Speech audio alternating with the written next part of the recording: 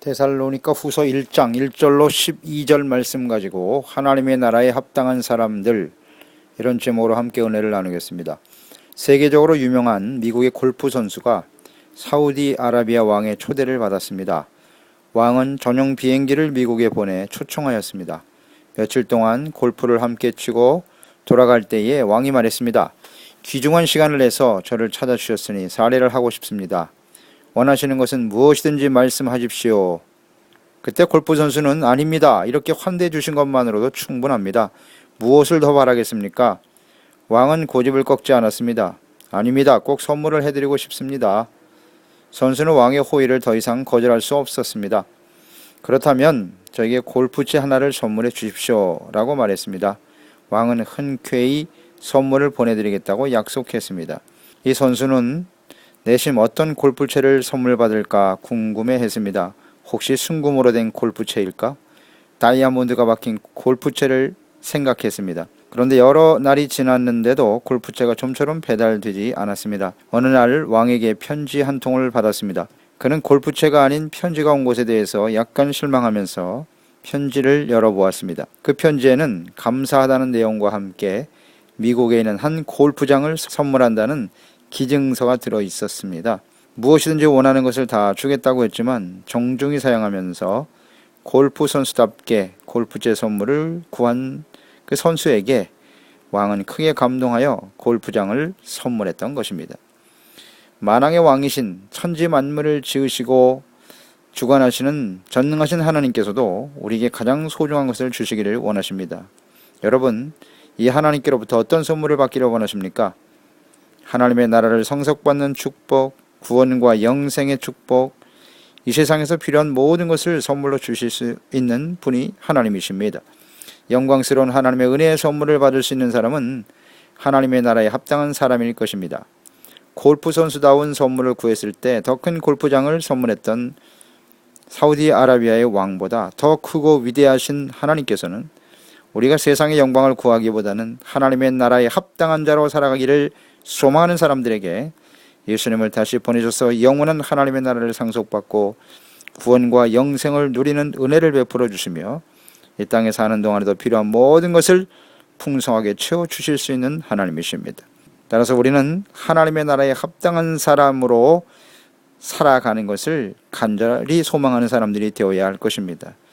하나님의 나라에 합당한 사람은 어떤 사람들입니까? 첫째로 믿음이 더욱 성장해가는 사람들입니다. 데살로니가 후서 1장 3절에 형제들아 우리가 너희를 위하여 항상 하나님께 감사할지니 이것이 당연함은 너희의 믿음이 더욱 자라고 너희가 다 각기 서로 사랑함이 풍성함이니.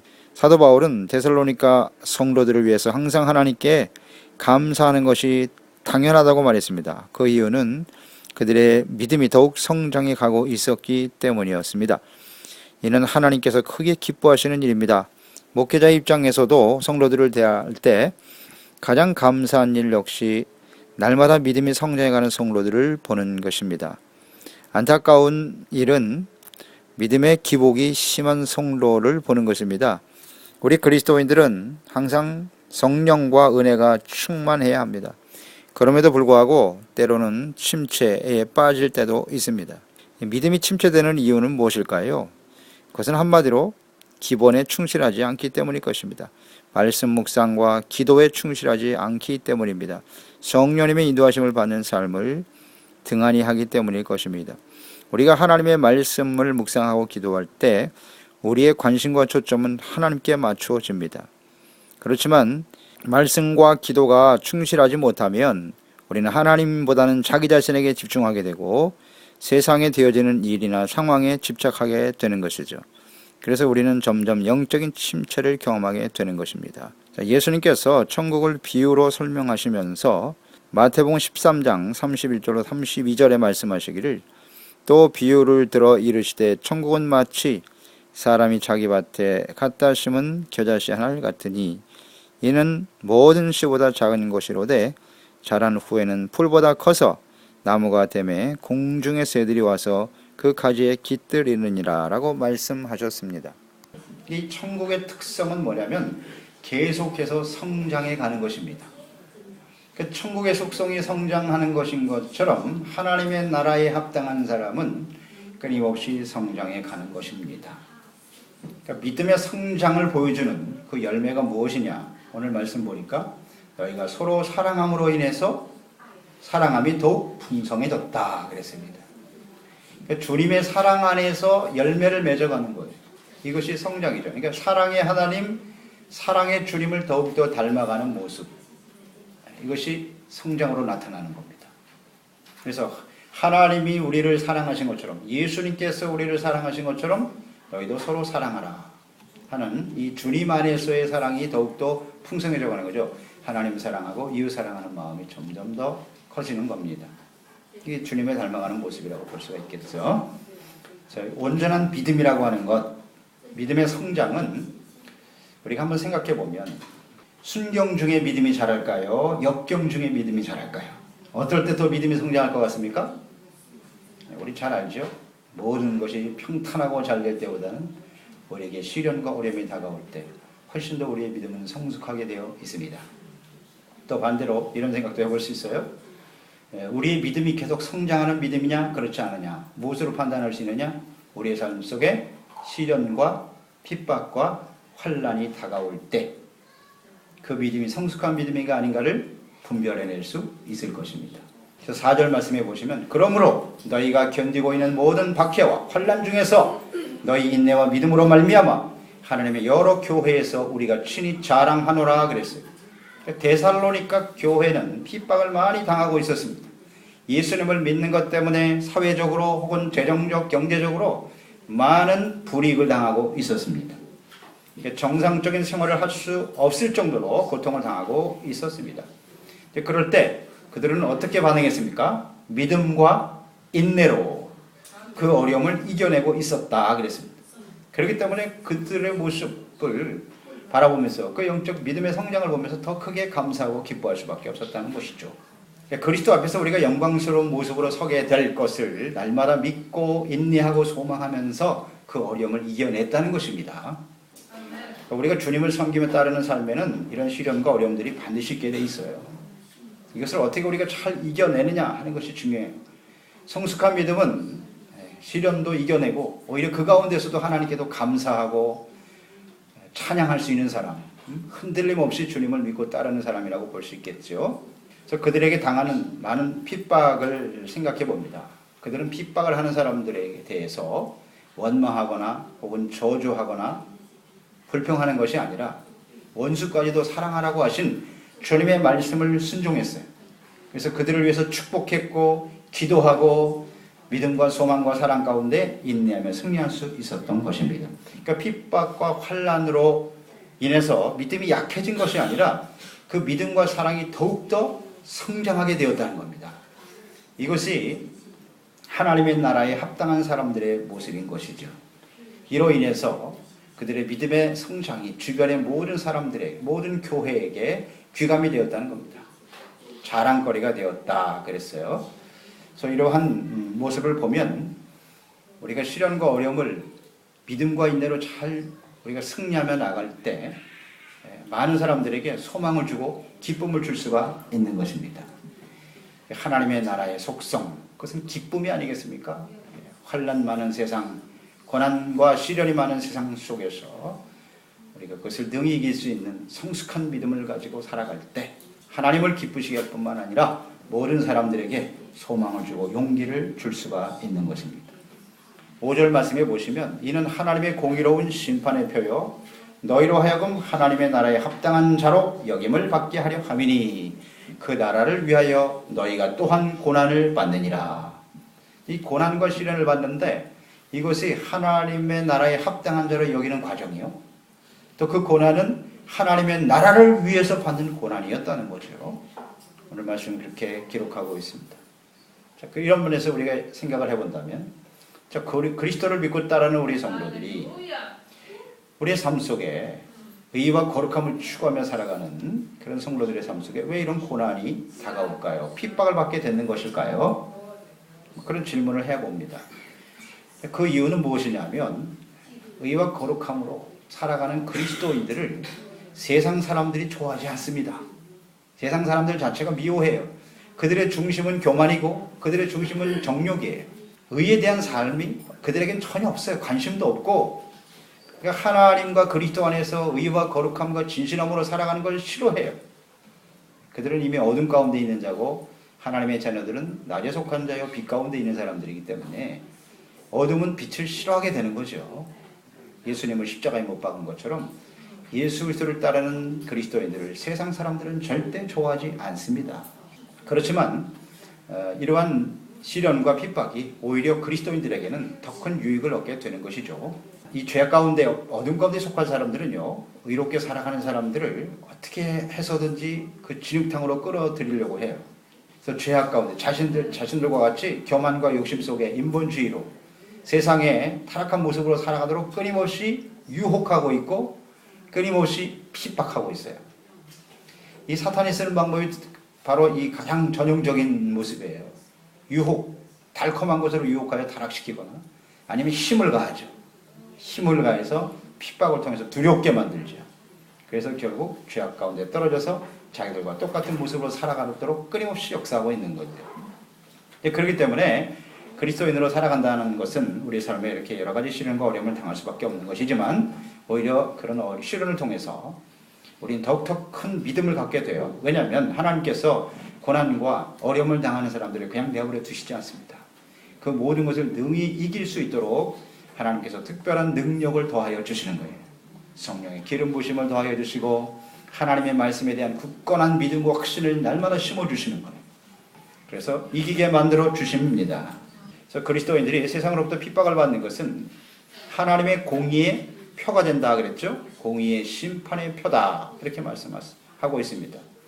그러니까 우리가 예수 믿고 그리스도인으로 살아가면서 세상에서 핍박을 받고 있다는 얘기는 내가 지금 바른 길을 가고 있구나, 의로운 길을 가고 있는 것이구나, 참된 그리스도인으로 살고 있구나 하는 하나의 증표가 되는 것이고, 또 하나님의 공의로 반드시 하나님께서 판단해 주실 것이다 라는 확신을 갖게 된다는 것입니다.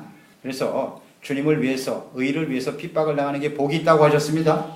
그런 사람에게 주님이 주신 약속의 축복이 무엇이라고요? 하나님의 나라가 저희 것임이니라. 그러니까 하나님의 나라를 소유하고 하나님의 나라에 들어가기에 합당한 사람들은 이렇게 의를 위해서, 주님을 위해서 핍박을 받는 것을 오히려 즐거워하고 기뻐하는 사람이에요. 핍박과 고난과 시련 중에도 낙심하거나 뒤로 물러서거나 죄와 세상과 타협하는 것이 아니라 믿음이 더욱더 성장해가는 사람들, 이런 사람들이 바로 하나님의 나라에 합당한 사람들입니다. 두 번째, 하나님의 나라에 합당한 사람은 하나님의 공의의 심판, 이것을 굳게 믿는 사람들입니다. 공의의 심판을 믿는 사람들이다. 자, 6절로 9절 말씀을 한번 보세요. 6절에서 9절까지 말씀을 다 같이 한번 읽어보겠습니다. 시작. 너희로 환난을 받게 하는 자들에게는 환난으로 갚으시고 환난을 받는 너희에게는 우리와 함께 안식으로 갚으시는 것이 하나님의 공이시니 주 예수께서 자기의 능력의 천사들과 함께 하늘로부터 불꽃 가운데 나타나실 때에 하나님을 모르는 자들과 우리 주 예수의 복음에 복종하지 않는 자들에게 형벌을 내리시리니 이런 자들은 주의 얼굴과 그의 힘의 영광을 떠나 영원한 멸망의 형벌을 받으리로다. 아멘입니다. 예수님을 믿는 일로 인해서 또 주님을 믿고 따름으로써 의와 거룩한 삶을 추구함으로 인해 다가오는 환난과 핍박, 이것은 하나님의 나라에 합당한 자로 여김을 받는 일이기 때문에 우리 낙심하거나 두려워할 필요도 없어요. 믿음이 약해지지 말아야 합니다. 자, 그리스도인들은 이 하나님의 공의 심판을 굳게 믿는 사람들입니다. 그러니까 하나님의 공의는 어떤 모습으로 나타난다고 그랬습니까? 의와 거룩함을 추구하는 성도들을 핍박하는 자들에게는 무엇으로 갚으시고 환난으로 갚으시고, 그 시련과 어려움, 의를 위해서 고난받은 자에게는 무엇으로? 영원한 안식으로 갚으시는 것이 하나님의 공의입니다. 하나님의 공의가 있기 때문에 우리는 시련과 어려움 속에서도 의와 거룩함을 붙들고 주님을 따르며 인내하며 살아가게 되는 것입니다. 이 하나님의 공의의 심판이 없다면요, 우리가 의롭고 거룩하게 살 필요가 없어요. 세상 사람과 다르게 살 필요가 없다고요. 공의의 심판이 있기 때문에 우리는 죄를 버리고 의의 길을 선택하는 겁니다. 핍박을 받아도 주님의 말씀을 따르는 삶을 선택하게 되는 것이죠. 사람들의 모든 행위는 반드시 하나님 앞에서 심판을 받게 되어 있습니다. 이것을 우리는 믿는 사람들이에요. 그러니까 우리가 하나님 앞에 서게 된다라고 우리 삶을 마감하면 우리는 하나님 앞에 서게 되겠죠. 혹은 예수님께서 친히 강림하셔서 예수님 재림하실 날이 아주 임박한 시대니까 예수님이 친히 오셔서 우리가 주님 앞에 서게 되는지 그건 불명하죠. 나는 우리의 삶을 평가받는 날이 될 것입니다. 하나님의 공의가 작동되는 날이에요. 자, 그러면 하나님의 공의는 언제 어떠한 방법으로 나타날까요? 자, 오늘 말씀해 보니까 주 예수께서 자기의 능력의 천사들과 함께 하늘로부터 불꽃 가운데 나타나실 때, 예수님이 재림하시는 때입니다.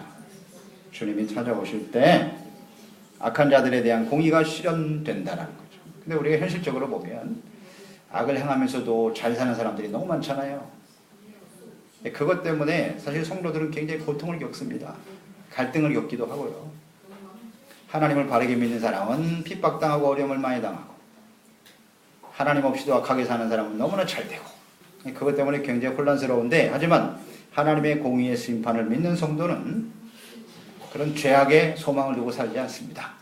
죄로부터, 즉 정욕과 교만으로 나타나는 이익과 세상의 영광, 거기에 마음을 빼앗기지 않습니다. 이것이 하나님의 공의를 믿는 성도들의 모습이죠. 그래서 우리는 이 세상에 사는 동안에 거룩한 나그네로 살아가는 겁니다. 하나님 앞에 서게 될 그날을 바라보면서, 또 예수님께서 오셔서 완전한 공의를 행하실 그날을 소망하면서 의와 거룩함과 진실함으로 주님을 따르는 사람들이 되는 것입니다. 예수님은 반드시 다시 오실 것입니다. 그날에 판단해 주실 거예요. 그것을 소망 삼고 살아가는 사람들이죠. 주님께서 다시 오시는 날에 그러면 이 공의의 심판을 받는 사람들은 누굽니까? 주님 오실 때요. 예수님이 다시 오시는 날은 공의입니다. 공의가 실현되는 날입니다. 잊지 마세요. 첫 번째 오신 예수님은 우리에게 구원을 베풀기 위해서 오셨어요. 모든 사람들이 구원을 얻게 하려 하심이니라. 십자가에서 모든 죄를 사하시고 구원을 완성하셨죠. 그러나 다시 오실 예수님은요, 공의를 행하시기 위해서 오십니다. 잊지 마세요. 그러면 그 공의의 심판의 대상은 누굽니까? 여기 잘 나와 있네요. 누구라고 되어 있습니까? 하나님을 모르는 자들과 우리 주 예수의 복음에 복종치 않는 자들에게 형벌이 임할 것이다. 간단하게 요약되어 있습니다. 하나님을 모르는 사람들이 하나님의 공의의 심판의 대상이 됩니다. 하나님을 모르는 사람들, 즉 하나님을 아는 지식과 지혜를 거부하는 거죠. 그리고 예수님께서 십자가에서 이루어 놓으신 복음, 우리가 하나님의 말씀을 지켜 의에 이를 수 없습니다. 그런데 예수님께서 십자가에 친히 자신의 몸을 내어 주셨어요. 죄를 위해 죽으시고 부활하심으로써 대속의 은혜를 베풀어 주셨는데, 그것을 믿고 받아들이는 사람, 그런 사람은 하나님 앞에 설 수 있어요. 그런데 그 복음을 복종치 않고 거부하는 사람은 하나님의 공의 심판의 대상이 되는 겁니다. 자, 하나님을 아는 모르는 사람들에게 그랬어요. 여러분 한번 스스로에게 질문해 보세요. 하나님을 알고 계십니까? 하나님이 어떤 분이신지 알고 계십니까? 이 하나님을 안다라고 하는 건 단순한 지식이 아니에요. 그러니까 예를 들어서 여러분, 우리가 공의의 하나님을 생각하잖아요. 공의의 하나님을 안다고 하면서 여전히 죄악 가운데 헤매고 사는 사람은 그건 하나님을 아는 사람이 아니에요. 그건 스스로 자기를 속이는 거예요. 하나님은 절대 만으로 여김을 받지 않으십니다. 그러니까 공의의 하나님을 아는 사람은 그렇게 함부로 살 수가 없는 거예요. 하나님을 두려워하게 돼요. 하나님을 경외하는 모습으로 살 수밖에 없어요. 그런데 마음대로 죄악 가운데 살아. 죄 짓고 전혀 가책도 안 받아. 이 사람은 하나님을 모르는 사람이에요. 이 하나님을 모르는 사람은 반드시 공의의 심판의 대상이 될 수밖에 없습니다. 그래서 우리는 이 하나님을 알아가는데 참 힘써야 돼요. 또 이 복음의 말씀을 복종치 않는다. 복음은 예수님의 십자가의 죽으심과 부활이거든요. 이게 복음이죠? 근데 복음에 복종치 않는다. 이 복음에 순종하는 사람은 첫째 어떤 사람일까요? 어떤 사람일까요? 복음에 순종하는 사람은 자신의 죄를 깨닫고 회개하는 사람입니다. 회개하는 사람, 내가 죄인이라는 사실을 인정하는 거예요. 내 스스로 도저히 구원에 이룰 수 없다는 걸 아는 사람이에요. 그게 시작이에요. 복음의 말씀, 복음이 예수님의 십자가인데요. 십자가는 공의와 사랑이 동시에 공존하는 거예요. 하나님의 긍휼과 사랑이 나타난 곳이 십자가지만, 하나님의 아들이 세상의 죄를 짊어지셨을 때 하나님도 외면해버리는 거예요. 처절하게 거기서 고난을 당하세요. 죄값이죠. 무섭죠. 그 죄값이 얼마나 큰지. 그게 공의거든요. 그러니까 그 십자가의 공의와 사랑 앞에서 자신의 죄를 철저하게 회개하고 돌이키는 사람, 그 사람이 복음에 순종하는 사람이에요. 그리고 그 예수님의 십자가에 나타난 은혜와 사랑을 받아들이는 사람이죠. 거부하는 사람, 복음을 거부하는 거, 예수 그리스도를 받아들이지 않아요. 여전히 자신의 의를 주장하며 살아가는 사람들, 복음에 복종하지 않는 사람들이에요. 스스로 의에 이룰 수 있다. 하나님 없이도 우리는 얼마든지 잘 살 수 있다. 이런 겁니다. 이게 다 복음을 따르지 않는 사람들이죠. 이런 사람들은 예수님 오시는 날 반드시 공의의 심판에 처하게 되는 것입니다. 자, 문제는 하나님을 어떻게 알 수 있느냐 하는 겁니다. 자, 이 땅에 태어나는 모든 사람, 아담과 하와가 범죄하고 타락한 이후에 하나님과의 관계가 단절됐어요. 그래서 하나님을 아는 사람은 이 세상에 아무도 없어요. 몰라요. 태어날 때부터 하나님 모릅니다. 그래서 하나님께서 이 자신을 나타내 주시기 위해서, 이걸 계시라고 하지 않습니까? 하나님을 나타내 보여주시기 위해서. 먼저 이 계시는 자연 속에 잘 나타나 있어요. 이 세상 만물을 가만히 관찰해 보면 이 세상을 지으신 분이 하나님이라는 사실을 알아요. 뭐 사람들이 하나님을 무시하기 위해서, 인정하지 않기 위해서 우연히 이루어졌다. 우연이란 말을 계속 쓰는데요. 세상에 우연은 없어요. 다 필연만 있는 거예요. 이 세상에 존재하는 모든 물질, 모든 일들 다 사람이 만들었으니까 존재하는 거지. 만들지 않으면 어떻게 이게 우연히 존재합니까? 그것처럼 어리석고 미련한 생각이 어디 있어요? 우연은 없어요. 사람들이 그걸 인정 안 해. 자연을 보면 알 수 있어요, 하나님은. 사람의 힘으로 어찌할 수 없다는 걸 알거든요. 신의 영역, 막연하게 생각하죠. 그러니까 그 자연을 우상으로 섬기는 거예요. 하나님은 잘 모르겠지만 근데 그걸 모르니까 하나님께서 역사 속에 나타나신 거예요. 사람들에게 직접 귀에다 대고 말씀하기 시작했어요. 그게 이제 아브라함 때부터 족장 시대죠. 직접 사람 하나를 택해서 거기다 말씀을 하시는 거예요. 그래서 하나님의 뜻이 어떻게 이루어지는가를 보여줬죠. 그래서 하나님을 계시해 주셨고요. 그리고 또 구체적으로는 이스라엘이라고 하는 하나님이 택한 백성들의 역사 속에 하나님이 말씀하셨어요. 역사를 통해서 하나님이 직접 자신을 보여주셨어요. 성경에 있는 내용들. 이건 다 사실입니다. 그냥 이야기가 아니에요. 역사입니다. 역사. 사실이에요. 그 역사 속에 하나님께서 어떻게 말씀하셨으며 그 말씀이 어떻게 역사적으로 성취되었는가? 이 내용이 성경 아닙니까? 사람의 몸을 입고 예수님이 찾아오셨어요. 하나님 아들이신 예수님이 직접 사람의 몸을 갖고 오셨다고요. 사람들이 볼 수 있게. 예수님이 하시는 말씀, 행하시는 모든 기사와 능력, 이걸 보면 야, 이건 사람이 할 수 있는 일이 아니다. 하나님이심을 알게 한 거잖아요, 직접. 이것도 역시 역사적 사실 아닙니까? 예수님이 이 땅에 오신 것은 사실이에요. 이야기가 아니라고. 신화가 아니에요. 보여주셨는데 그래도 안 믿어. 예수님께서 뭐 죽은 자를 살려내고 귀신 쫓아내고 놀라운 기적과 역사를 행하시잖아요. 말씀 한마디로 그냥 풍랑이 잠잠해지고 그걸 눈으로 보면서도 안 믿어. 안타깝죠. 하나님을 몰라요. 가장 하나님을 잘 안다고 하는 유대인들, 하나님이 택한 백성들조차도 예수님이 하나님이라는 사실을 인정하지 않아요. 눈으로 보면서도. 그걸 소경이라고 하시잖아요. 소경. 하나님을 몰라요, 사람들이요. 그래서 알게 하시도록 역사하셨는데도 몰라. 이게 사람이에요. 죄 가운데 살아가는 사람들의 모습이라고. 이 하나님을 모르는 사람은 다 공의의 심판의 대상이 되는 것입니다. 그러니까 이 하나님을 이제 성경에 기록하여 남기셨어요. 자세하게 기록하여 모든 세대의 사람들이 볼 수 있도록 기록해 놓으셨어요.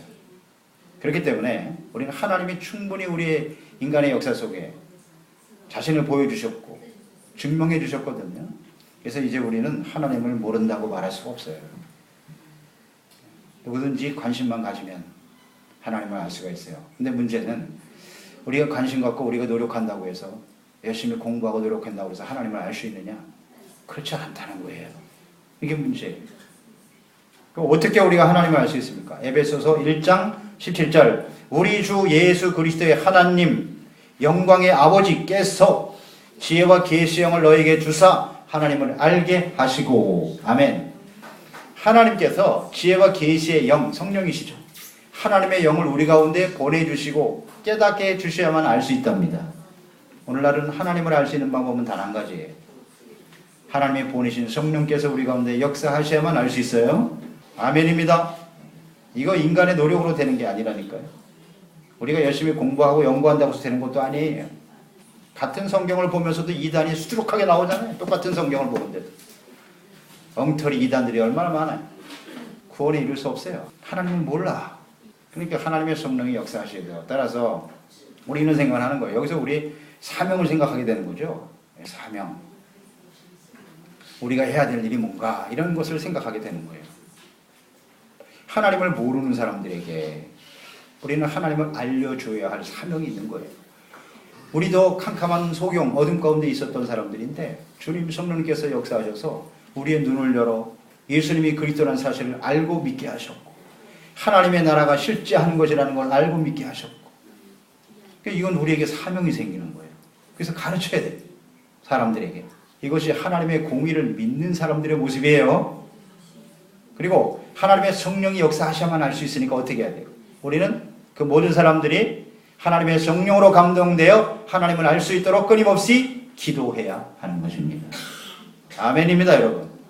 그러니까 우리가 하나님의 공의의 심판을 믿는 사람은 공의의 심판의 대상이 하나님을 모르는 것과 복음을 순종하지 않는 사람이기 때문에 이 땅의 모든 사람들이 그런 심판 가운데 떨어지지 않도록 우리가 예수 그리스도와 하나님을 끊임없이 가르치고 하나님의 성령이 감동될 수 있도록 기도하는 사람이다. 이런 사람이 곧 하나님의 나라에 합당한 사람이 되는 것입니다.